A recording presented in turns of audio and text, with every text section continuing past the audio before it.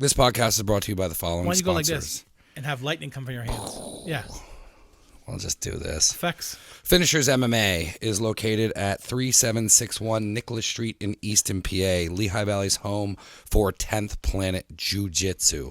The amount of people that they have over there instructing is insane. They have J.M. Holland, John Thor Blanks opening up 10th Planet Allentown, Zach Meslaney, Grace Gundrum. It is elite teaching over there. They teach self-defense, no-gi jiu-jitsu, and kickboxing. They have a kids martial arts program that is building and growing, and Grace is teaching every single kids class. Get over there. They are the biggest killers in the game. That's 3761 Nicholas Street in Easton, PA. Do you have anything to interject? You didn't let me talk. I don't know. No, I would like trying to get quicker on that. But they have multiple schools, and it's www.finishersmma.com.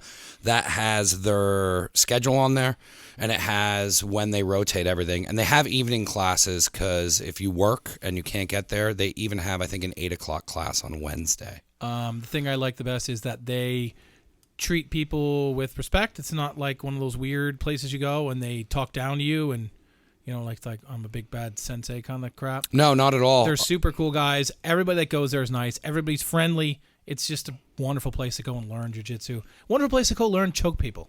Yeah. Just go choke some people. Every time I've been over there, and I get a little intimidated sometimes going into classes like that, even like going to the gym or like the Y, I get a little uncomfortable, and they make you feel at home there. Super professional. The guys have been doing it for a while. Zach, JM, and Thor all have their black belts. So and they have crazy top-notch equipment. Everything is awesome. It's not some... Yep. Every now and then they do awesome. It's an awesome place. Seminars and stuff there too. So check it out.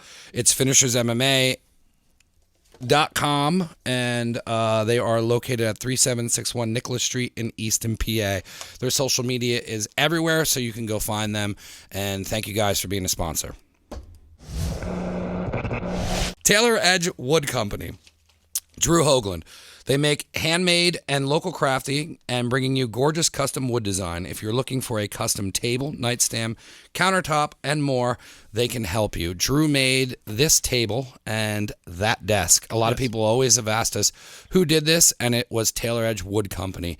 Their social media you can find is Taylor Edge Wood Co. on Facebook and Instagram. Instagram has a lot of the pictures and stuff. That's the best place to follow them. They just got the website up. It should be running by the time this airs, but that's tayloredgewoodco.com, and he's going to have cutting boards on there.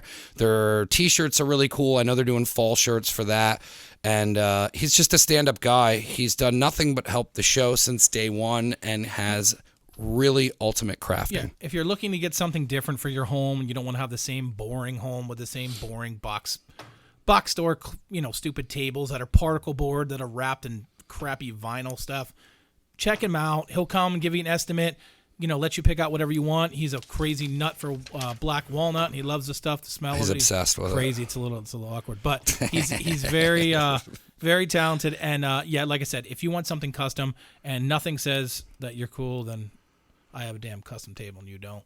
Yeah, and you get professional quotes, and he's also got that he's going to be having that on the website where you'll be able to get quotes off of there.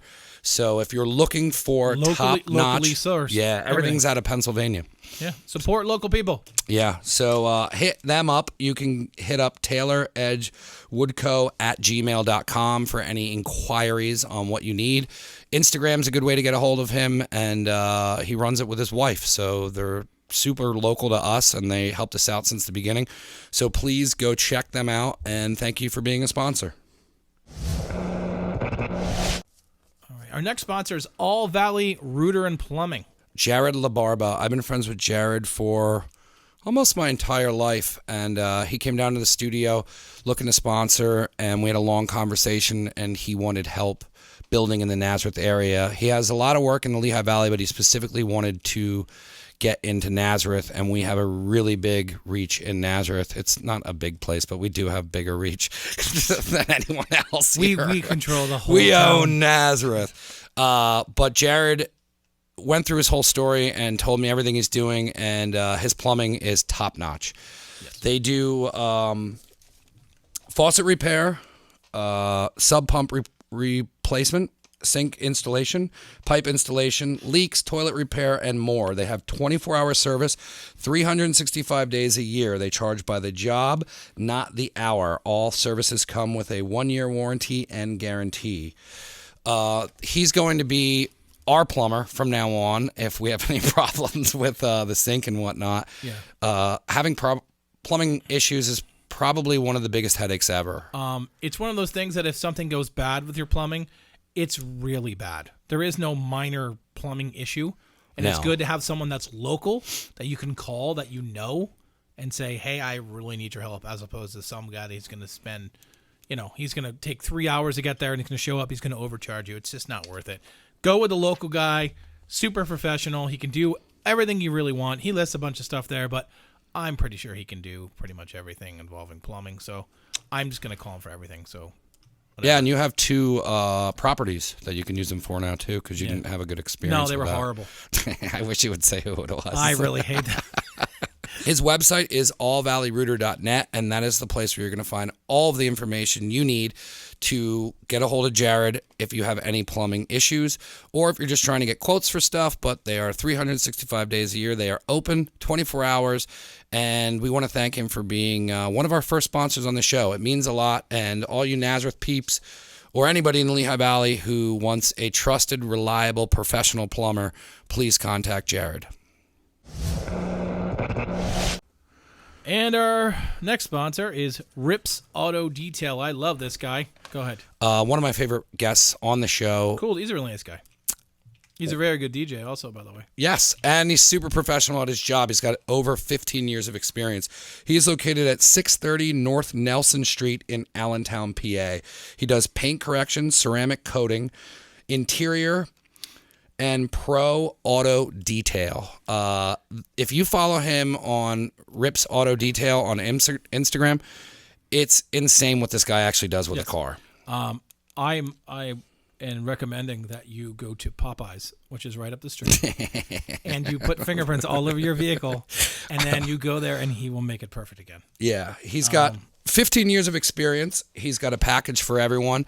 What he stressed on the show is that he doesn't just do super high-end vehicles. Yep. He can do anything from, if you just have a daily driver and you just like having a clean car, you can get that done, all the way up to getting a boat done. Yeah, well, it's worth it because I had my SUV detailed last year, actually, just because, especially when you live around here with the salt and everything else, if you get a really good detail on it, it actually will keep your car looking better than dealing with all the salt, because you keep going for car washes and stuff. That's not good. So if you get a really good detail on it, it actually will help all that stuff. So it basically winterizes your thing.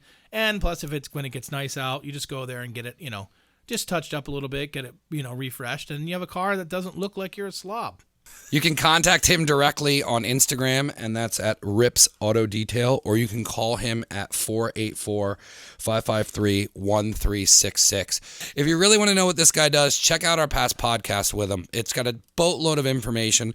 I didn't know, I knew he was good at what he was doing, and he opened his own business and all that, but to hear the story of how he got to where he's at and the 15 years experience, he's a super pro. He's a really great guy. Just go check out his stuff at Rips Auto Detail on Instagram, Facebook, and his website is coming soon. So go check him out, and he's one of our first sponsors as well. And we couldn't do the show without all these people, so I want to thank everyone. And shout out to Rips Auto Detail, and give him a follow. And he gives you a free bucket of chicken. No, he does not. He's from Popeyes, says he does. Put that in there. He didn't even like Popeyes. Rips, you need to give out free chicken. Thank you. Check out what he's doing on social media, and we won't use that part. And then we'll end it with, this is a professional Class A operation. Check out the podcast we did with him. Our next sponsor is Luke Delmeyer Custom Knives. If you've ever wanted a custom knife, say a chef knife, say a camp knife, say any kind of cool custom knives, I'm sure any of you guys have watched Forge and Fire or whatever, this guy actually does that. He makes wonderful, crazy knives. He's leaps and bounds above anybody you're going to have around here. He's a good dude. You can contact him and give him basic parameters of what you want to make for our custom knives. He does sell his own knives on his website. Yeah, there's a bunch of different knives on the website and his Instagram as well. Instagram, he puts it up a little bit, and he'll say, hey, man, I'm selling this. His website's lukedelmeyer.com. Yeah, I mean, he lists a bunch of stuff. Like I said, you can ask for the custom stuff. He's starting a new line, which you can talk about, of the chef knives. Yeah, the chef knife that he brought over to the studio was incredible because he showed me the demo one that they started with that he made out of a leaf spring, which is insane. But then what he handed off to me, I immediately just wanted to start prepping and cutting onions. You were trying to. I was excited to cook, and that's what a chef knife should do. And if you just you're kept telling him you wanted to use it to cut something. I did. And if you're looking for a chef knife or any sort of custom knives that you would like in your life for whatever reason, this guy, the amount of work that he's putting behind it, the craftsmanship that's behind his actual craft with blacksmithing, the dude's extremely talented, extremely humble, and please go check out his social media, and it's Luke Delmeyer at Instagram. That's where you're going to get a lot of his knives. He's testing the knives. But you forgot the coolest part. What's that? You want to make your own knife? Yeah. He's got classes. Yeah. That's right. He has his own classes. You can go there, look like an idiot, because that's what I'll probably look like when I do mine. But you can go there, and he offers classes and teaches you how to make a knife. And I think that's awesome because there is no one and nowhere in this area that does that. No. And if you're looking for a custom knife of any range, whether it's something that you're just looking for hiking, or if you're looking for a chef knife, or you're just looking to collect something as a hobby, go check out his social media, check out his webpage, get in touch with him, and see which knife is right for you. And that's lukedelmeyer.com. And thank you for being a sponsor. Exactly. All right. Zoom Never Again Radio, episode probably 57. Welcome back, you handsome son of a bitch. Two good-looking dudes here. Yeah, that might have been the best opener I've had. Thank you for coming back, man. The last time we just did audio, you brought your son with you? Yeah, he's over here. He's working the board, I guess. Yep, he's taking over Jesse's job. Yeah, Jesse's a no-show today. It's 11, he's working.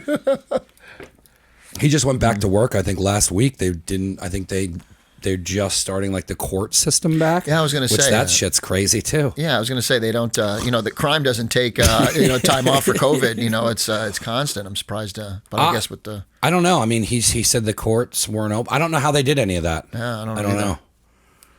Crazy times, man. Half the reason I wanted to bring you back in is you're opening Friday. Fingers crossed. Hopefully. On wood. Yeah. Say a prayer to whoever you believe in. I know a lot of people are excited for the park to be back open. One of the things too is I just was thinking. I was talking to Jaron Tucker, and I was like, the park can be open.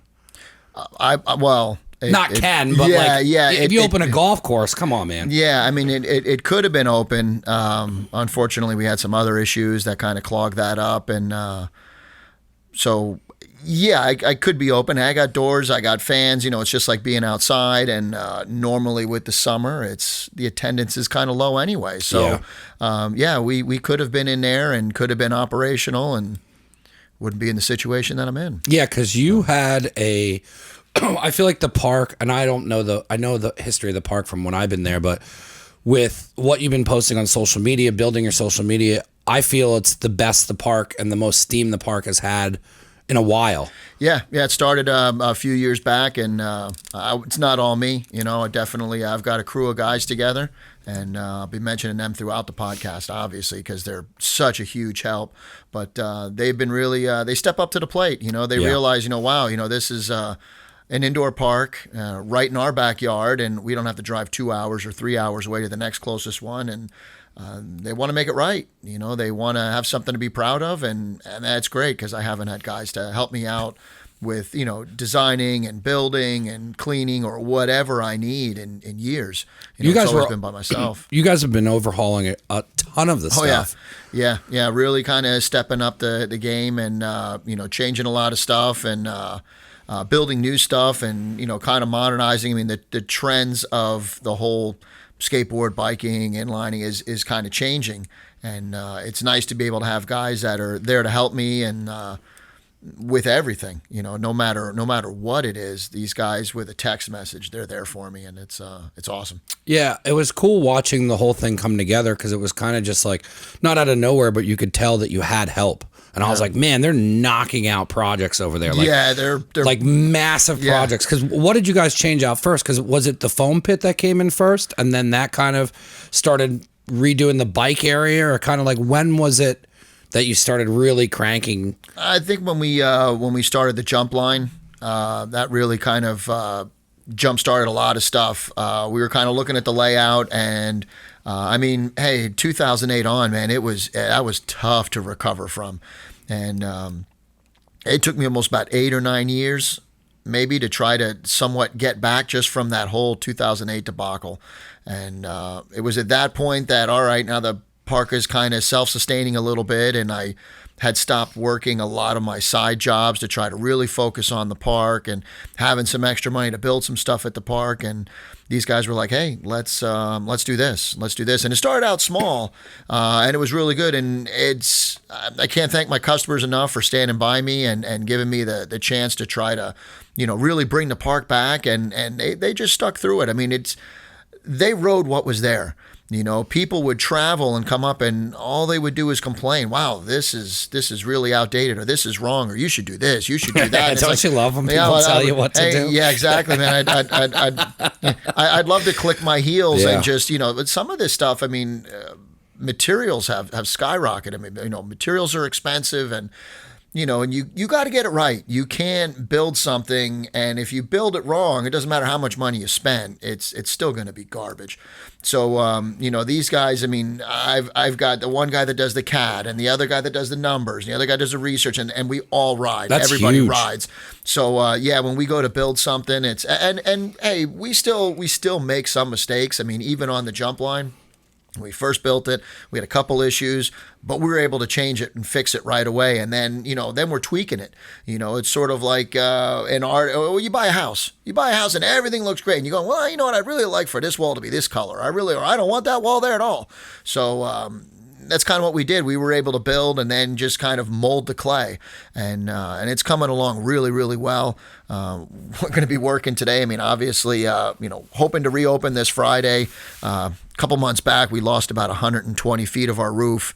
Where the building is located, we get really, really high winds. And first it was my neighbor's roof blew off, and that was like 75 feet. And then my roof blew off, and it was like 75 feet. And now both our roofs blew off. So, oh my God. Yeah. And is a neighbor a building like yours? Yeah, they're exactly the same. Yeah. Same landowner, owns both buildings. So we were kind of doing our best to save the ramps, and we had one of my guys went and bought inflatable pools. I mean, in the middle of April, he's at Target buying pools, and he got one heck of a look. Lady's looking at it like, it's like just the end of winter. He's like, yeah, I know. They're just buying inflatable pools, so we were putting pools up and tarps and doing everything we can to try to catch the water, but I lost. I just kind of, I don't want to say I gave up, but it was overwhelming. There's only so far you can go. Yeah. I mean, when we put the ramp in my parents' backyard, Reppy built that perfect. Mm-hmm. And then the neighbor was like, this is too close to our. I remember that. So then we had to move it. Yeah. So then when you move it, it's not perfect. Not meant to be moved. And then we had it in the middle of the yard, and then we didn't go with skate light because that was way out of our budget. Oh, yeah. Which, I didn't realize how expensive that stuff was. So then the stuff we used wasn't for weather. So we're like, all right, well, we're just going to tarp the whole thing. And then we tarped the whole thing. And then every time it rained, there was always a section that didn't work out. It was never 100% dry. And then we replaced it 3 or 4 times. And then it just got to the point where I was just like, I can't spend the money anymore. I can't spend the time on this anymore. And the amount that I was frustrated and extremely angry from the fact of having to move it to then it not work. And my parents were cool about, like, they were so bummed for me. They were like, put it in the middle of the yard. Like, you know what I mean? They could have easily been like, no, but like, I feel you on, like, when a project bucks back like that, and especially at a magnitude of having multiple ramps and things and in the building, and I'm sure it's happened on smaller scales before, but it just, there comes a breaking point when you just have had enough. It's either that or you just go nuts. Even worse than that, it was the stuff that got damaged. A lot of the stuff that got damaged was stuff that we were just fixing prior to all this. We were working on the bike side and we were building new stuff over there at night with the guys. And then during the day, me and my kid were over there working on the skateboard side. So we were replacing pieces and we were pulling up plywood and we were getting inside some of the ramps. And because some of them they're a little hard to inspect. So some of the soft spots, so we're popping the decks off and we're getting inside and we're, fixing some of the ribs and reinforcing everything and putting it all back together. And then this roof hit and kind of ruined everything that we just did. So on top of having to fix the water damage stuff and make it new, now we got to do it again. And it's tough because no one even rode the stuff. I mean, it was brand new material that nobody even touched. Yeah. And I didn't go in the back and look at the ramps, for over a month. I mean, we got the roof fixed and when it was raining, if it was raining when we were there, I'd send the kid back. Hey, go back and look and see. How long did it take to get the roof fixed? Maybe about 2 weeks. Yeah. They had come the next day and they put tarps up, which was good. I mean, it helped a little bit. Yeah. But then what happened was it was just raining every day. So we were there, and basically what I had to do was we had tarps up, and some of them you couldn't really angle, so I'm up vacuuming water off the tarps.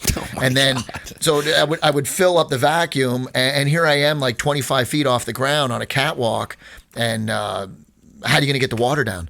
So there I am, like dumping the vacuum, from like 25 feet up into our recycling bins down below. Like I'm just dumping the water down there, and it's of course everything. There's water everywhere. So we were That's doing gotta that. be so frustrating. Yeah, it was. Like I said, it was just a constant fight. I mean, emptying, moving the tarps around and emptying buckets, and actually one family member to my landlord, he came and he just drilled this big hole in the wall, and he's like, here, just hook everything up to a hose and just drain it out in the parking lot, and because there's no way we had these barrels filled with water. You have a solid relationship with the building owner. Yeah, they were really. We have a good business relationship, but then on a personal level also, and I think that's just enabled me to survive all these years. I get myself into trouble, and they kind of bail me out, But yeah, it was tough, just fighting the water, and then they finally had come the following week and to work on the roof, and was talking with them, and they said, "Well, you want to help?" And I'm like, "Yeah." Like, all right, well, write your hours down and we'll take it off your rent. I'm like, "Yeah, I want to." That's huge. I gotta get I gotta get back under roof here. I mean, I'm almost like tired of vacuuming water. I mean, my time needs to be spent doing other stuff. Yeah. So we started on the other building, which I kind of knew it was going to happen. And man, it was awesome. By like 11 o'clock in the morning, it was under roof. I'm like, wow, this is awesome. So tomorrow we can do my roof, which was a Wednesday, and then Thursday they want heavy rains again. So we got everything done, and the next day there I am. 6:30 in the morning. I'm there. I got my tools. I'm ready to go up on the roof, and we go up on the roof and we pull the tarps back on my side, and we're scraping off what's left of the roof. And then he goes to pull the tarp back over. I'm like, well, what are you putting the tarp back on for? He says, well, we can't do this today. I'm like, what do you mean you can't do it today? We just, we did that roof in a day. So, boss man, said we're not going to be able to do it today. So I climbed down all the ladders and went up on the other roof and, hey man, what's going on with the roof? And he's like, oh yeah, well we can't do it today. He says, we have to come back. And I'm really frustrated. I'm like, well, wait a minute. What am I doing here? I need to get my building with a roof on it again. I need to get back into this. And we're like, well, we just can't do it. When are you going to do it? He says, well, maybe a couple weeks. Oh I'm like, you got to be kidding me. You must have been so yeah. So we frustrated. basically, we pulled the tarp back and scraped off what was left of my roof that was still there, and pulled the tarps back. And then they did the same thing the other side, and I'm just kind of dumbfounded. I'm like, okay, so now whatever little roof I had is gone, and now we've got more holes in the tarps. Bigger hole. Yeah, now we've got more holes in the tarps. Yeah. Well, that was the icing on the cake, because that Thursday, high winds, lots of rain, and it got to the point overnight where it just overloaded the tarps, and the tarps just let loose. and just flooded everything. I mean, the bowls had water in them. The mini ramp was just, I mean, it was a disaster. And at that point, I was like, yeah, I'm done. I'm done. How am I going to recover from this? And so fast forward now, a couple months later, we've been shut down since March, and that happened in April. So what did we start again? Last week? Yeah. How long did it take you to even muster the energy up to even want to do anything? Oh, I still don't want to do anything. I tell you what, I'm just so frustrated. It's one thing to have to do something once, and you're proud of what you've done, and then when you have to redo it, for a roof leak or a loss of a roof. It's frustrating. And then you got to do it again. Yeah, and then you got to do it again, and then it's like doing the same thing over and over again, and it's just it's insane. Throwing money down the toilet. I mean, that's really what it is. I can't seem to keep the place dry. I mean, I need a smooth floor, I need high ceilings, and I need a good roof, and we didn't have a smooth floor, so I made a wood floor, and I try my best to, we're up on the roof 2-3 times a year, redoing the flashing and, trying to fix what we can and do whatever we can. And we do pretty good, but it just seems like it's just never ending. I just can't seem to keep up. And to have to, go into building and fix all the ramps again and again and again, and the same leaks. I mean, just like you said, I mean, that the surface that you used is probably the same stuff that I use. It can handle a little bit of moisture, but once water pools on it, that's it. It swells and then rolling spots. Over it. Yeah. And then it just starts to flake and then you get holes. Yeah. And I really hate patching.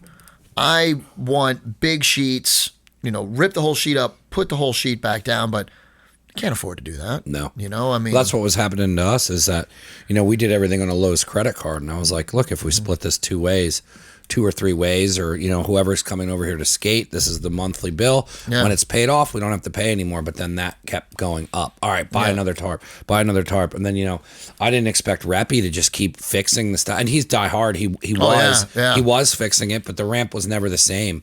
And it's like we had a couple of good sessions down there, but it was like the frustration and everything that went into it, and the money loss, and then it's like then you look at it, and I was like, man, like I didn't want him to have to build that whole thing and tear it down, but the card kept going. The monthly thing kept going up, and it's like I got one of those. Yeah, and it's just like I don't know. It gets to a point where you just have to call it quits. Yeah, I don't know. It's frustrating. What's that? What happened to that ramp?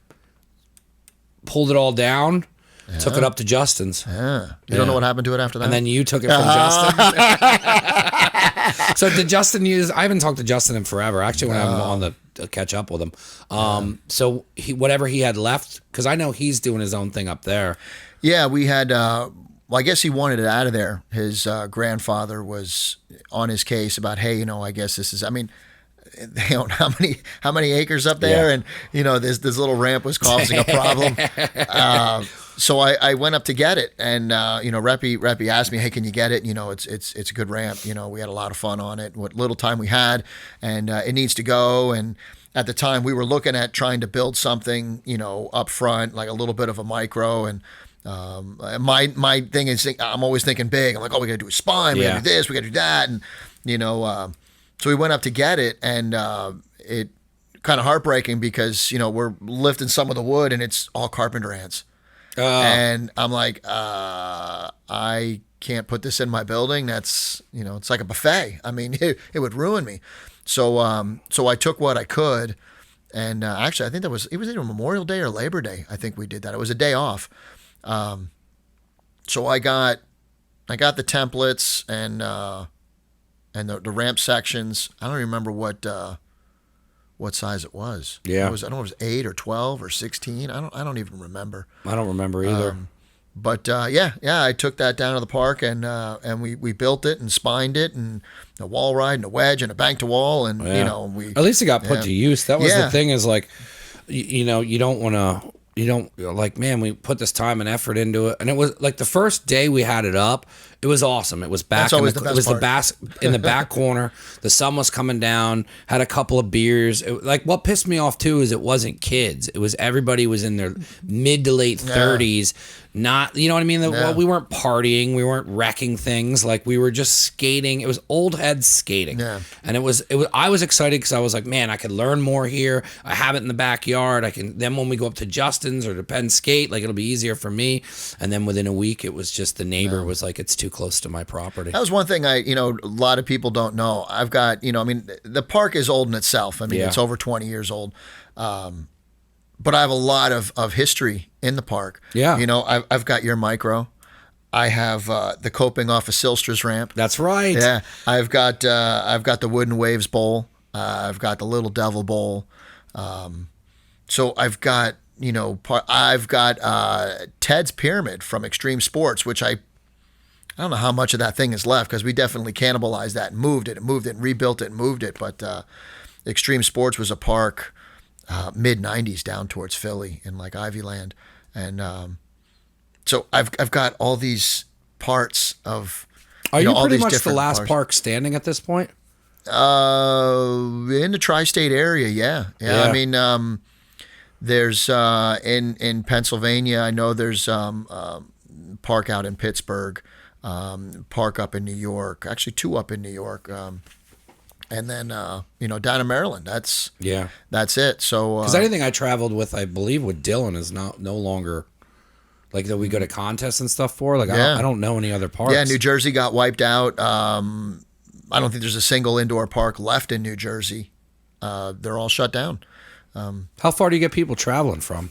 Everywhere. I had guys this winter would come down from Connecticut. Every weekend, I get a group of guys from Manhattan, Long Island that come down every weekend. And it's funny because they come down on a Sunday. And a Sunday, my hours are only 11 to 4. And they'd get there like 1, 2 o'clock. And they would ride till 4. And I'm wondering, they probably spend just as much time in their car as they do actually riding. But they were like, no, this is good. We don't, that time of day, the sessions, everybody's kind of already going for a couple hours, so starting to wind down, and we can come in, do our thing, and get our time in and head back home. That was my favorite thing, that if you found the pocket of time that worked best for you. Yeah. Like we used to come Tuesdays at a specific time, and you would almost have the park or sections of the park to yourself. Yeah. That was always the best part. Yeah. What's it like having the little guy growing up and getting into it? And I've seen him get older, and I'm like, man, this has got to be so cool for him to be growing up in a skate park, but then for you to be teaching him all this stuff hands on. Yeah, he's learning. Every day's a learning experience. I mean, since he's been able to. But I mean, he used to pick up just a be tool. behind the counter. Yeah. I mean, but even then, when he was a little kid, we're trying to, he's grabbing the screw gun and, teaching him how to just pull screws out of the floor behind the counter, and he couldn't even hold the drill up. Like I had to hold the drill, and there he is, like pulling the screw out and putting the screw back in and pulling the screw out, and he'd stay occupied just doing that. He's graduated a little bit. He just turned 13 a week ago. How crazy is that? I got a teenager. Oh my God. Yeah, he used to be the little guy at the skate park. Now he just turned 13. But he's learning his tools. He knows his tools. He's at work. I mean, you always ask if I have help in the park. I mean, I always have help. So he's in the park. primarily just coming with you every day. Yeah. He's been. Why wouldn't he? Since this whole shutdown? Yeah, I'm not leaving him at home. So he's with me every day. I got to drag him everywhere I go. No matter where I go, he's with me, and he doesn't seem to complain. No, why would he? Even if he did, he's growing up in a skate park. Shut up. No, he wants to skate, but park just hasn't been rideable. And, like I said, I haven't had. I mean, between losing the roof and then it just sitting idle, and what was said when it first shut down, we had multiple projects going. So there's just everything had a coating of sawdust on it, and then of course the roof happened, and they're up there banging and banging stuff on it, so all the stuff bouncing out of the rafters, and I'm like, I am not going to spend my time or the electric to try to clean everything because I don't know when I'm going to reopen. Again. I don't know if I'll be able to reopen again. I don't know what's going on. Yeah, I mean, the first 2 weeks it was they were making it. Hey man, Red Dawn's coming. But it was guns and headed in mountains. We just didn't know how long it was going to go on for. We were like, hey, all right, well, let's take this opportunity and let's really make a mess, because now we can be there working. We don't have to clean up to get ready to open by 5 o'clock. Yeah. You know, we can just, and I'll tell you what, that was kind of the wrong thing to do because, man, did we accumulate a lot of sawdust and a lot of scrap material. If the roof wouldn't have got fucked up, you probably would have been ahead of the game. We would have been way ahead of the game. I mean, oh man, if that wouldn't have happened, we would have been way ahead. I mean, a lot of the stuff on the skateboard side was all fixed up, nice and neat, nice and clean. We would have been able to finish the stuff on the bike side and continue working with that. I mean, instead of spending money on stuff I have to redo, that money I could have been used to finishing up tarps. Yeah, which Tim, you still owe me a receipt for those. It's just it's frustrating, man. It's frustrating. Just talking about it is frustrating. I'm like, I can't believe. You look back and I'm like, man, if you would have told me that this is what I've had to go through, I'd have been like, yeah, I'm done. Punch my time card. I'm done. But you just keep on plugging through. I don't know. You got to do what you got to do. I mean, the park definitely, there's a need for it. My customers, they constantly sending positive support, and it kind of weans out the little bit of negative that you get every once in a while. I mean, I understand you can't please everybody, and sometimes people expect more than what they get or more than what they're after, and they have to voice their opinions. But it's cool that it just gets drowned out now. A lot of guys are really supportive of the park, and it has a need to be there. I mean, even with, my sales increasing, that's been a huge help. I mean, this time of year, that's how I would survive anyway. Once it warms up, everybody wants to be outside. Yeah. I'm in the same boat. I'd love to be outside too. Unfortunately, this year, even with everything being shut down, I didn't get to enjoy any of that. I mean, he was doing, my kid was doing not cyber school, but they were doing online. So he'd finish with that. We would get to the park every day, 11, 12 o'clock, and we'd be there sometimes till like 9, 10 o'clock at night. So, since this whole shutdown, I'm spending more time at the park than I would have if it wasn't shut down. We'd be out, skateboarding, mountain biking, hiking, doing stuff at home, doing stuff outside. Instead, we're stuck inside at the park, and we've been working off of appointments.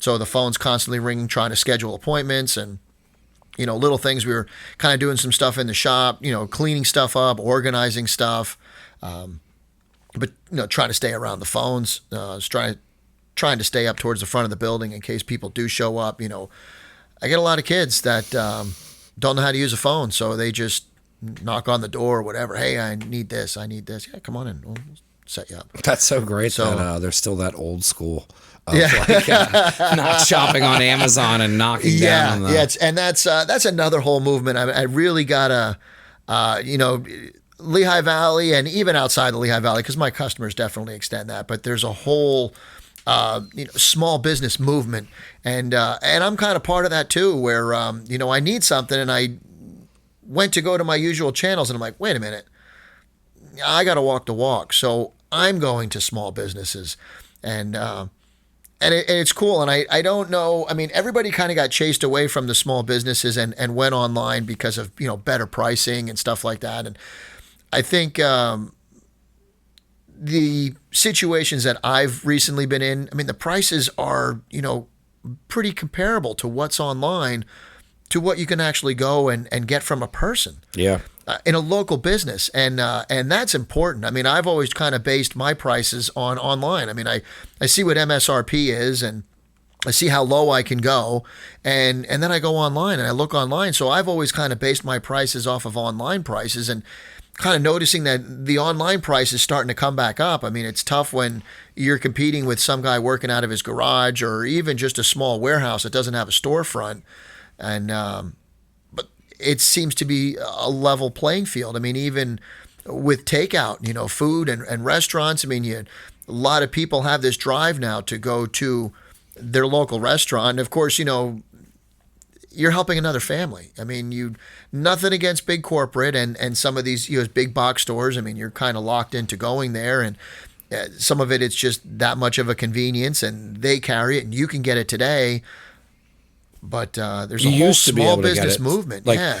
especially with like delivery with like UPS. I don't know what's going on with them, but it's been a nightmare getting a package delivered to your door. Yeah, we'll skip right over this And part. then, dude, it was a month, and I went down, and then it. Long story short, it took me losing my shit over the phone, and then they met me outside because they were shipping my stuff back. But yeah, like a lot of the delivery services, even the post office, and I get it because I worked for the post office, so they're probably short staffed. But that's what I'm saying is you can go drive somewhere, like you could drive up to PennSkate and get your board instead of waiting and having the risk of like there's no more guarantee on same day delivery and all the stuff that they promise. Yeah, it's tough. It's tough. It's really nice just going and getting your product. Yeah. Online is great for research, reviews, and stuff like that. But at the end of the day, like I said, I got to walk the walk, and I've been doing that. It's been really cool building a relationship with these local businesses again. And That's the stuff I think people forget too, is like I'll go to the hardware store and they're like, hey, what's up? And then like I bullshitting with them, talking to them. Hey, how are you? Hey, you got this? Yeah, I got this and that and that. I'm walking back to the studio and I didn't have to go to Lowe's and put up with the nonsense, or I didn't have to go, like, there's just so many different things that you can help out with, especially now where everyone needs help. Yeah. And it's for me, I look at it, it's a business to business relationship. Yeah. And it's funny. I mean, I don't go in there and go, hey, I'm Chris from PennSkate. No, I just go in there. I mean, well, obviously I always got a shirt on. I mean, it's the only thing in my closet, but Same. so I go in there and over time, they realize, wow, you own a small business. And and it's cool. And, even with customers that are coming in, you talk to them, well, what do you do? Well, I have a small business. I do this, I do that. And, oh, well, cool. And you wind up reaching out to relationships. these, and it's cool because that's kind of gotten lost with going to these big box stores. And don't get me wrong. I mean, I go into some of these big box stores and they know who I am. And I talk to them. I've seen them from time to time, and it's great. But it's not their business. No. And you get just a different feel when you're dealing with someone. You can build so many relationships as well. Yeah. Like even when people come down here and they're just like, hey, I know this person, or like you just start networking, and then you don't realize how important that networking is, especially if you are a small business owner. Yeah. And that's like you build relationships, friends, and then it's like, hey, oh, hey, like say you help somebody out and you go to their restaurant and then they're like, oh, hey, Chris, thanks for coming in. The other day there was somebody who said something about getting a skateboard, so I told them that they got to go talk to you. Yeah, and it's small business. Yeah, and then it's just like it kind of like you start networking and building each other up, which is how it should be. And with what's been going on, I mean, man, I'm really concerned with the amount of small businesses that are actually going to be opening this Friday. Yeah. There's some of my favorites that I believe they're going to reopen, but the list of businesses that are done, you hear some of the stories, oh, they were getting ready to retire, or hey, they were going to sell, or whatever. Looking at that list, man, there's some businesses on there that the area is really going to miss, and that's sad. They've gotten shut down, and nobody's bailing them out. No, that's the tough part. I mean, there were loans out there to get, and there was unemployment for small business owners, and some people got them and some people didn't. I applied twice with nothing in return. Some of them, just trying to cut through the red tape. I mean, it's we're at a point in time where we're trying to change and evolve our business. I mean, I had a computer at the shop and I had another computer at home, and all I'm doing is home and park and home, and I'm trying to get more stuff on my online store to try to make sales. And I don't have time to cut through all that red tape, nor do I want to sit there and get frustrated by doing that. Oh, setting up an online store is and then awful. The other thing was, well, I'm going to go take out this loan to try to keep my business going, and I don't know how long this is going to be, so I don't know how much money I need. And well, if I'm struggling to pay my bills now, why do I want to take out a loan and basically pay all that money out and then have to have even more debt, months from now and have to pay all that back. It's like, wait a minute. So you shut my business down and then my business goes out of business and now I've got all this debt. I mean, the who other wants thing to deal too with is that? I had people being like, oh, contact your landlord and let him know you won't be paying and see if he'll work with you. And I'm like, okay, let's break that down. Yeah. He's definitely wanting that money regardless. They got bills. No one's bailing him out. Yeah. And then when he started telling me what he's involved with was like what he has to do to keep all of the buildings electric on. And like now you're looking at like dealing with the borough and like rules and regulations. And I'm like, oh man, I'm just worried about giving you a specific amount of money and you have all that to deal with. Yeah. So it's like he's not getting bailed out. So then it's like, all right, well, do I not pay him for 3 months and then owe him X amount of dollars, or try and scrape as much as I can, work my business twice as hard as I ever have and pay him? Yeah. And it's just like, you're still owe the money. If you get bailed out on some of those loans and don't read the print, you owe that money. Yeah. And they're gonna crank interest on that like a credit card. And then now you're like, holy shit, I got a $2,000 a month payment on a, you know what I mean? Like, yeah, that's what scared me. I mean, it's always the fine print. I mean, I would rather, talk to someone one-on-one and try to hash out, hey, these are the terms and this is what we're going to do. And, I've always preferred that. Yeah. I mean, man, the way they can't word imagine. shit in emails. And then I got another email the other day and they're like, hey, you didn't finish setting up your unemployment thing, which I'm 100% sure I did. And now I'm like, all right, well, is this a scam? Yeah. Because I don't normally get emails from that. The first time I applied, there was no email back. And then I get an email saying, hey, you should try doing it this way. Right. And then I start trying to go down that road and I'm just like, what is all this worth it to me? Do I waste this time, or do I try and get another sponsor, try and sell more t-shirts, try and do me and work harder to get my money back, or go down some rabbit hole where at the end of it, they're like, oh, by the way, you were making money, which isn't enough to get by, but they'll take that and then be like, you owe us all that money back. Yeah. And that's that's what I was always just like. And it's due in 3 days. Yeah. So it's like, all right, is it worth the time for me to try and figure that out? That's where I was. I just couldn't cut through all the red tape. No. I mean, just trying to, I cut through all the red tape to open my business and I don't want to have to do it again. So yeah, I focused more on, trying to get sales. Unfortunately, the hard part with that is now we've been, into this with 3-4 months.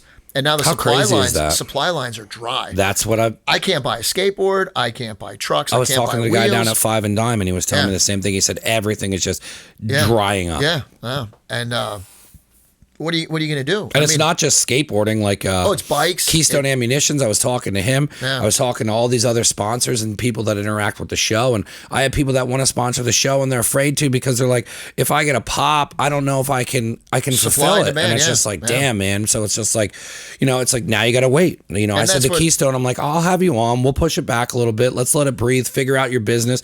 It's a weird time for everybody. Yeah, I invested all that time into trying to get my online store going, and then when I sell out of the product and people are putting in orders for stuff that I should have in stock as a business. You should have it. Someone's going to contact you for a t-shirt. You're going to have a t-shirt in stock. Yeah. And I don't have that stuff in stock. It's gone. So I'm just really, we're at the end. We're at the end. I mean, if I don't get open soon, and I won't have anything to sell.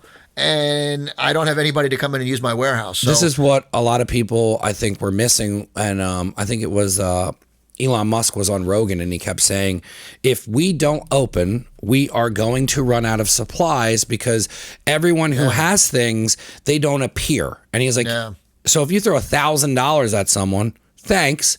But eventually, the stuff that they want to buy will no longer be available. Yeah. And it was just, I don't know. Whether it's sporting goods or even food. I mean, the supply lines, like I said, skateboards, a lot of skateboards are made here in America, but they need products from throughout the world, whether it's wood from Canada or glue from wherever. And if those companies aren't getting their raw materials to make the glue, to send it to make the skateboard, doesn't do you any good. What a weird fucking time. Yeah, I'm blown away. I mean, my one distributor I deal with, I usually go on there and there are thousands of wheels to order from. They were down to 8. That's and nuts. It wasn't anything that I would put in my case. It was just an It's the oddball kind of thing. leftovers. Yeah. It's the leftovers. And I mean, I went and I needed something to sell. I went and I ordered a bunch of longboards. And as odd as it sounds, I've never had longboards in stock on my walls. I've ordered them for people in the past that wanted something specific, but I've never put longboards on my wall. And I'm a skateboarder. You know, it's a skate shop. That's the way it all started, as a skate shop. And I put longboards on the wall, and I sold 2 the first weekend. And I was like, wow. So I went back online to try to order them so I could reset. Sold out. Yeah. Oh, my gosh. So I went to another outlet, and I grabbed a bunch of them. And, I mean, there's no scouts. There's no camp. There's no football, soccer. There's none of this normal summer activities. And these kids are at home, and these parents are just, just go outside and be a kid. And the kids they don't know what to do. But, you know, bikes and skateboards, I mean, all this outdoor stuff is just getting, well, you're walking every day. You're over at Jacobsburg. I mean, every day. Dude, It's crowded. It's crowted. It's crowded. Dude, it's never a lot of been like part-timers. that. A lot of you part-timers. You could go to Jacobsburg and fly around. The only thing you had to worry about was a horse. Yeah. You know, and it's insane. I mean, I usually go the disc golf. Yeah. You know, the bike paths. I mean, it's really cool because as a family activity, you can go out and ride a bike. Yeah. And there's so much to offer. Our tax dollars have done so much. I mean, between the tow path and the rail trails, I mean, there's so much cool stuff to go and ride your bike and see, and the average person doesn't even know about that. And that's cool. Everybody's out. That is one thing that I saw where I was like, wow, this is starting to look more how it was back in the day. Yeah. Like in the 80s, where people were doing things outside. And the fallout from that is now people are going to get used to having this free time. Yeah. And when soccer starts again, or lacrosse or foot, when it starts, they're gonna they gotta run junior here and run the daughter there, and then they're gonna back and they're like, wait a minute, no, we don't need that. And then what happens is now that whole scholastic thing starts to go downhill. That's so crazy how much is affected by it. I've never been a team sports kind of guy, and that's why I always had my love with skateboarding. You just go and you do what you want to do. Yeah. But I understand the need, you know, the camaraderie and the teamwork, and a lot of that stuff will get lost. So I'm not sure how it's gonna How do you see it affecting the park? I'm interested to see if it's going to put more people in the park. I would love to see that. Part of me, you know, like I said, I really think, hey, come this time next year, there might be a whole bunch of bikes and skateboards and scooters all for sale online, because the kids bought it last year during the pandemic and used twice, and you know they didn't get attached to it. They went right back to where they were. I'm hoping to see more people in the park. I really just need to get open, get some money back in my account, and finish what we started. We've got, you know, it's just like we started, you know, people are like, oh yeah, you should do this. There is so much stuff on paper that we have that my guys are they're giddy. They're like, man, we need to do this. We need to do it now. And I wish I could click my heels. I wish I just, you know, I wish I won the lottery. I wish I just had money to be able to build this stuff, because I think it would get, as these people are coming into the park, and the park has always been, you know, kind of an intermediate to advanced kind of setting. Beginners that come in kind of struggle a little bit to get going. And with this new stuff that we're building, or the new stuff that we want to get built, anybody can ride it. I mean, I could have more parents coming out there and riding. I could have, you know, there's a lot of guys coming back into the sport that want to come in and ride. And, you know, some of these bigger ramps are a little intimidating. So now we're designing the ramps that the beginners can ride, and the advanced guys can just annihilate it and have a lot of fun. And like I said, I really wish I could just get this stuff built. I mean, we sit there and we spitball, and we're looking at this stuff for something that we want to build and measure everything out. Like, oh, you know, it'd be cool if we did this. That'd be awesome. Let's go up here. Let's go over there. But we got to get there. Yeah. And, you know, like you said, I mean, wish we could just get it all built. Everything's on paper. And of course, as this is kind of being stretched out, you know, the ideas are changing. And, you know, it was before where we build it and then we tweak it. Now we're designing it, it's on paper, and now we're tweaking it on paper. And I don't I don't want to build it all right the first time, because then you want to be able to make changes to it, Plus, you got to be gun shy with doing that, because that's what bit you in the ass with the roof coming off. Yeah, the there's roof's so many yeah. variables The where roof- it's like roof's it's like always going to be goddamn an man. issue. But I can't let that slow me down. No, I gotta think ahead, and like I was saying to the guys, let's build this way, and then hey, in a little while from now we get this paid off, then we can add this. And then we build can a add this. timeline, but Yeah. you can't build that timeline till you start putting asses in the seat. And it's like Yeah. until you're being held on their restraints. Yeah. On doing that, so it's like you're handcuffed, everybody's ready to go, you're super passionate about doing it, you want to put money back in it, regardless of what you say of you walking away from it, you never will. And it's what'll make him the best version of him, is because that'll be installed in him, is you don't give up on projects. And that's one of my favorite things about you, is that regardless, and we're very similar in that way, is you have your defeated moments, but you're so passionate about your project, and you see it so many different ways where you're like, all right, well, I can help them up on the roof, and then that'll go faster, and then that doesn't work out, where you're like, screw it, you take a break, but now you're kind of getting your energy back, you're waiting for it to be open. So at the end of the day, I learned how to do that kind of roofing. That's what I look at it. It's a skill set that you pass on to him. Yeah. I mean, that's one thing that I've always done is, man, I hate relying on people sometimes. It's tough.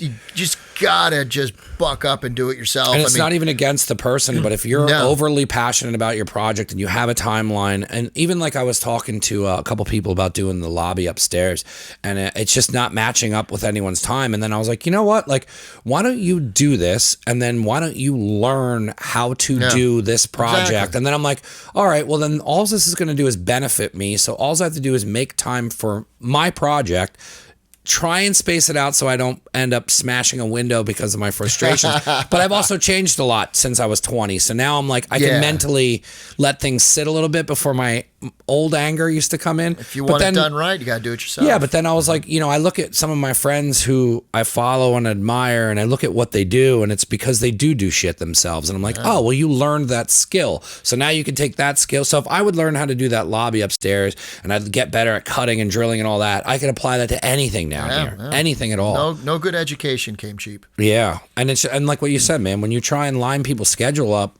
it's impossible to do. And then it's impossible for someone to give a shit about it as much as you do. Yeah. And you can't, you can learn by watching, but you really just got to be hands-on. You just that's how I've always been. Always been growing up. There's certain things that I wouldn't do that I know how to do. And it's like, but my time is better well spent doing something else. Yeah. So, you got to pick and choose your time.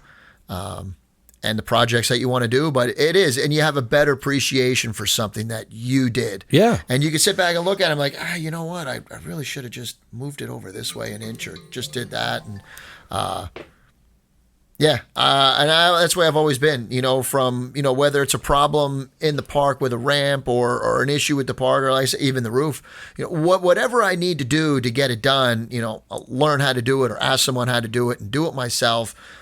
I don't want to sit around and wait all day for someone to come and do something that I really should just do myself. Yeah. And I end up doing that whole kitchen area. I mean, it's not finished just because it functions now. Yeah. But which was a giant regret, because now all it is dishes. But I did that with my dad, and I had a couple of friends that I was working on it with, and it wasn't lining up to their schedule, and it's nothing against them. And then I was like, I pulled my dad aside, and I was like, hey man, like, I want to do this. I want to learn how to do this. We've tried doing this a million times growing up, and it never worked. And we got into a massive fight, but then when it settled, we figured out how to communicate, and then we put that together. We were listening to the Moody Blues, and he was so fascinated with the fact that I could pull up any music he told me. I'm like, it's YouTube. He's like, what do you mean? I'm like, what's your favorite Moody Blues album? He's like, well, I listened to this after Vietnam. He's like, see if you can find that. And I already know I can. And then I say it into the remote, and it starts playing, and he goes, you can just do that. And I was like, yeah. But I mean, that was so more important to me that I'll remember the rest of my life, and after he passes, that we had that time to build that together, as opposed to paying someone to come in and just do it. And then I was like, oh, cool, I have a kitchen. Simple things. You get the trap gets clogged, or, you get a leak in the pipe. Yeah. You know how to turn the water off and do this and do that. Hey, you know what? Nothing against taking away some, paying someone to come in and do that, but your time. You know, you can look at them. Oh man, you run down to a hardware store and grab what you need, come back, get it fixed, and boom, done. It's also nice being able to just project- fix stuff yeah, and move on with life. The bigger projects, yeah. Some things you want to get a professional on and get them in here and get them in. That's their responsibility. Like you said, it's time. You know, I don't have time to remodel the bathroom. You know, you change the faucet, you change the toilet, you change the shower head, big deal. You don't have time to remodel the whole bathroom. You get someone in here to do that. Yeah. You know, your time is better spent doing something else. So. I want to start wrapping up, but where do you? All right, so let's say everything goes forward. Mr. Governor Wolf, he lets us. He lets us. I got T-shirts for sale. I don't want to look at it. I'm gonna send him one too. Somebody got on the post and they were just making comments about it, and I'm like, it's a T-shirt. It was a T-shirt idea. His last name was Wolf. That's as far as I went into politics.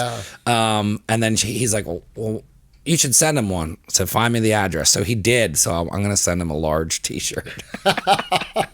I was going to tag him in the post, but I don't know how that'll go. I don't want to get stopped. I'll wait till after a couple are made.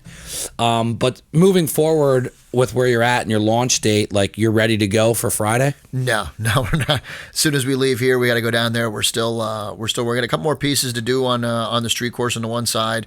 Guys are coming over today to help me replace some stuff on the bike side. Big bowl's ready to go. Big bowl's ready to go, right, kid? Yeah. So I got some stuff I got to fix in the small bowl. Definitely got to fix stuff in the small bowl. Half the mini ramp, I hope to get repaired. The big side of the mini ramp, not going to make it. Yeah. The wood is all swollen, and it's like, you know what? I can't stretch myself that thin. Especially if you don't know. They hold us. If they. I'm almost at my point. If I spend the money to fix that and they push us off, I'm gonna get myself into trouble. Yeah, do that. I think a lot of businesses are like that. Yeah, so I'm just gonna, I'll get the bulk of the park open. Yeah. Sore thumb. The foam pit is done. I don't want nothing to do with that thing anymore. Definitely. Well, I saw you posted that, and I was like, "Ooh, that I didn't even think of that angle." Yeah. And then I was like, "Yeah, you're better off just getting rid of it." I mean, I've never been a fan of it anyway. I understand its principle, but it just doesn't seem to get used the way it should be most of the time. Yeah. And that real estate is real valuable to me. Man, thing takes up such a huge footprint, and that's one thing that the guys are really, really excited about. They're like, man, when we get rid of this thing, and it's always been the topic. But hey, I talked with my guys. Did you take all the foam out of there yet? No, it's actually still there. What do you think you're going to find in there? Oh, we've watches, found, wallets. Yeah, we found. I mean, we haven't done anything. We cleaned it a couple of years ago. We went through it, and it's kind of nice because the way it's built, all the change and all the money kind of goes down and gets stuck in this one seam. So it's like once you get there, it's like, oh, pay dirt. Yeah, lunch at Staley's. We found Staley's this Friday. Staley's, Miss Staley's.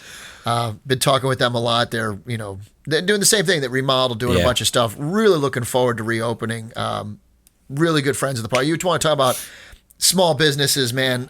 People come in and like, hey, where can we go to eat? I'm like, I know the perfect spot. That's a great bar. I went there with Rips for a meeting on doing web work, and I was like, you want to go to Staley's? He's like, yeah. I call him up like, hey, we're going for breakfast, or we're going to Staley's. It's like, someone mentioned it's like, gee, I really got to pay my bills, but yeah, I'll go to Staley's with you. The wings are awesome. Yeah. So, where were we? Foam pit. Foam stuff. pit. Yeah. So, money, obviously, always money.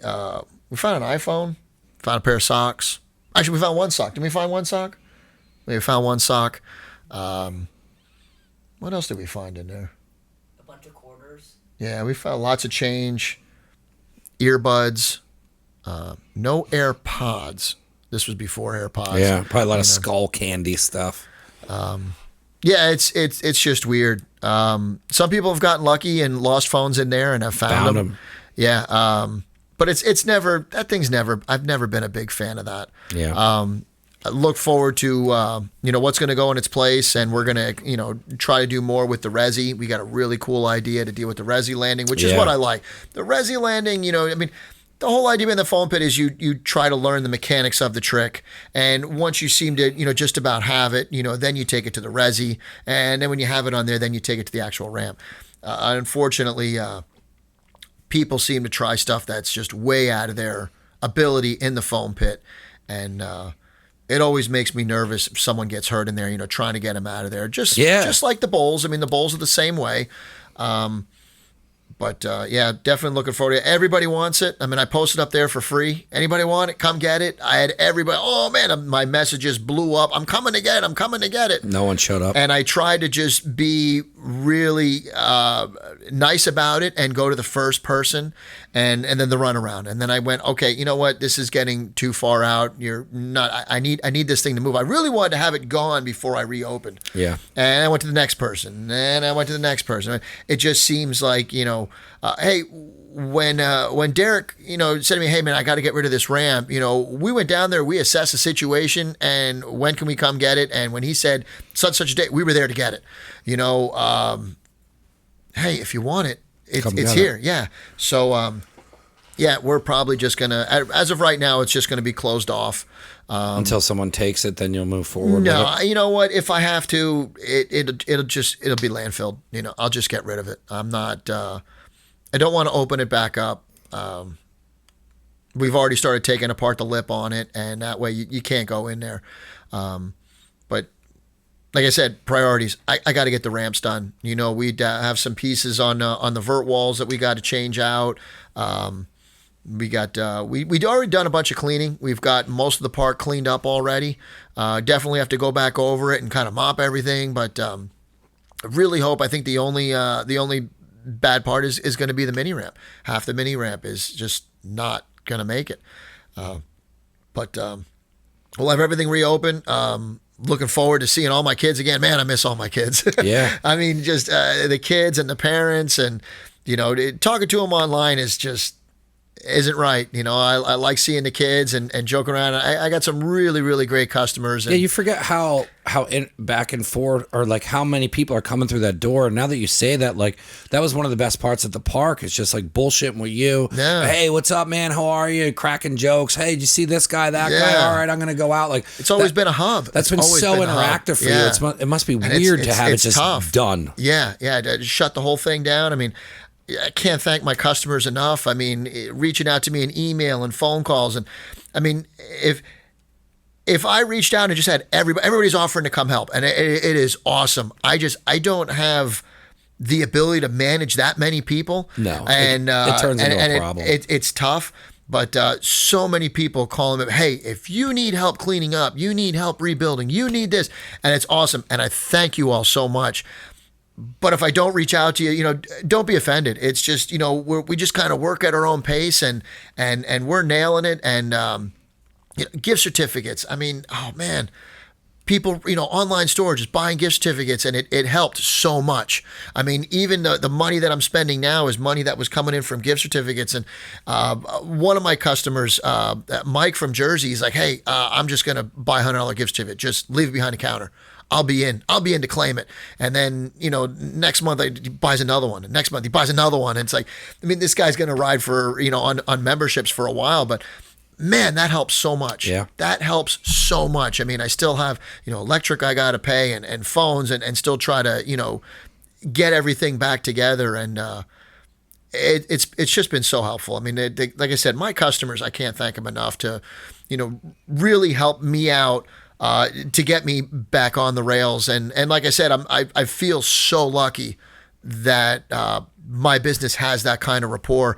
There's some businesses out there that they don't have that kind of rapport. Whatever they sell, whatever they do, they don't have that bond with their customers, and they're really struggling. I don't know where I would be without them. I'd tell you, I probably wouldn't be here talking about this. I'd be talking about how the park ran for 20 some years and it was a great run, and some virus took us out. So thanks again to all the customers. Thanks again to my crew. I mean, Powder Coat Tim and Pinball Tim and Crazy Tim, even though he's not around much anymore, but miss you, Timmy.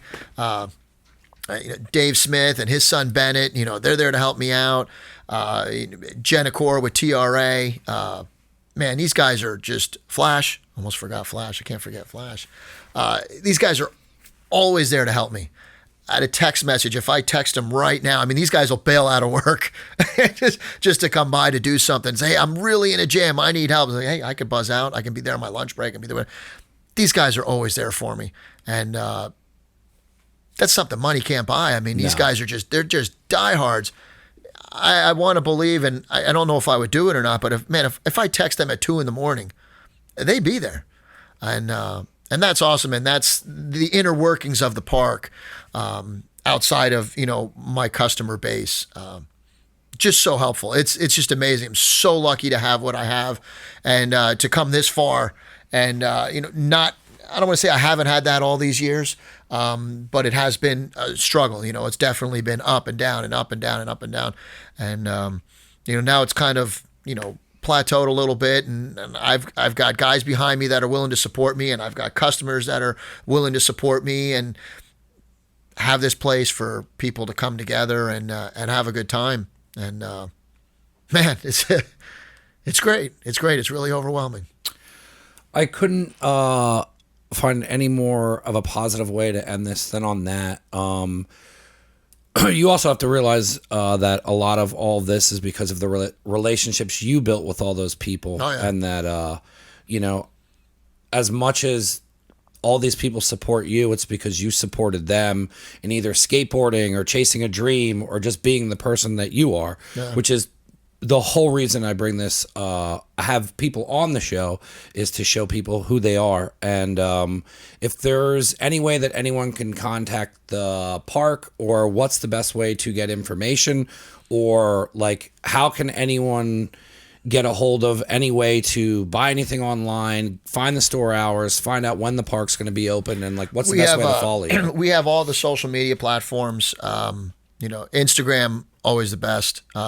It's just that easy for me to post something. Instagram's my favorite. Facebook, we have the website. All of it's under PennSkate. PennSkate.com for the website. The online store is on there. One-man show, so I don't have... My inventory on there is not live to what's in the shop, and I don't have all my inventory up there.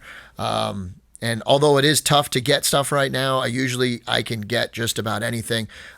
We've been doing a lot of repairs. Guys bringing in bikes for repairs, whether it's BMX or not. We've really just kind of expanded on that. So we are doing repairs. You can call the phone number. That's on the website. You can message us. Messaging on Instagram and Facebook is kind of tough. My phone doesn't alert, and sometimes it comes in as a request, I guess. So so I have to physically go on there, and this week is just crazy. We started last week. I basically check my phone when I sit down. I'm not, and I always struggle with social media. I am not on Facebook and Instagram all the time. I always miss a lot of cool stuff. Yeah. So it's like I go on there and I kind of go through and I like this and I like this and I like this, and then I get like 3-4 down. I'm like, I'm done. I got to go do something else. Yeah. So I don't live on social media. The phone number, email. Anyway, I mean, we will get back to you. Really looking forward to getting opening this Friday. Like I said, seeing everybody again, even if they're not coming in to use the park, they're just coming in to say hi. We're here. Cool. We're still here. Thank you, man. Thanks for having me. I never know how to close these. It's just awkward and dumb. But, I appreciate you coming on. Anybody that wants to get a hold of me, and I can get all the information to him. If you're a first-time listener or watcher, you can subscribe to the YouTube, and the website is neveragainstudio.com. And I want to do this again, and I want to do... with Rips, and the three of us will just sit down. We'll get like takeout from Staley's or something. We'll do something cool, but it's going to be down the road because you're probably going to be super busy. Yeah. So once again, man, I thank you for coming on, and you were there for me from day one. So anytime you need to use this platform to do anything with it, it is all yours. Thank you, man. Thanks, man.